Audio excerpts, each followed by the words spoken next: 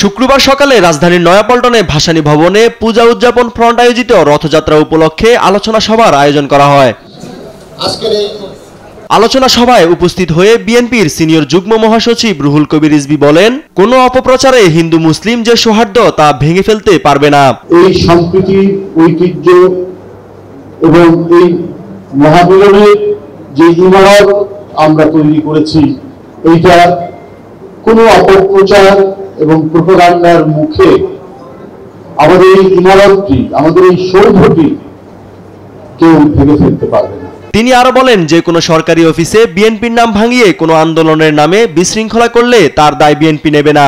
সরকারি কোনো ডিপার্টমেন্টে আন্দোলনের নামে কেউ যদি কোনো নৈরাজ্য করে, সে তারা বিএনপির কেউ না। আর জাতীয় প্রেস ক্লাবে শিক্ষা ভাবনা ও বাস্তবায়ন বিষয়ক আলোচনা সভায় উপস্থিত হয়ে বিএনপির চেয়ারপারসনের উপদেষ্টা জয়নাল আবেদীন ফারুক নির্বাচন নিয়ে প্রধান উপদেষ্টা ডক্টর মোহাম্মদ ইউনূস তার কথা রাখবেন বলে আশা প্রকাশ করেন।